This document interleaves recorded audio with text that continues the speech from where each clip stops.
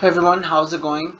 So I moved on to the next trade, and to update on the last one, I basically closed it where I said I was gonna close it. So we ended up closing it with 33% gains, and that's cashed out now. And right now I'm just taking a long scalp because I got a basically a confirmed buy signal. It's a little bit stale, but I wanted it to go in a little bit more higher than the previous fake out signal potentially that we basically got.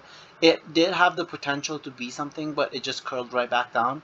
So when something like that happens, the next time it goes back in, I wait for it to actually take out where the previous signal was. So it's actually at a higher level than where it was on the previous signal. So I consider that more strength, and I put more weight on it, and I jump in on that. So the risk to reward ratio is worth it for me, even though this is like a counter trend trade because 4 hour is down. The structure is it's still on an uptrend, but it's basically the structure is almost at jeopardy. We tested the previous low on this by this wick. We haven't closed it obviously, but it's kind of like the first warning sign for me. And then the 12 hour is basically same thing. We tested it. We tested the low with this wick. So kind of like the first warning sign. Stokes are down on both time frames, so I'm only doing it because this is a good bounce area, and basically the 4 hour is testing the bottom Bollinger Band.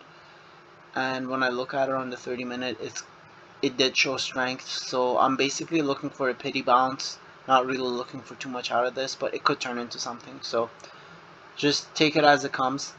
And take profits are all set, basically based on the Bollinger Bands, and I just added one more in the middle. So that's basically it. And obviously the stop loss is set. It's 10% of the account. That's the maximum I risk on scalps. And it's a decent invalidation area. Like obviously if it goes to this area, it's potentially done. Like it could just come down here, do a fake out, and go back up. But from this, from the momentum that I see right now, I think it's just gonna continue on and potentially, uh, at the very least, hit the first take profit. Like I see that happening easily.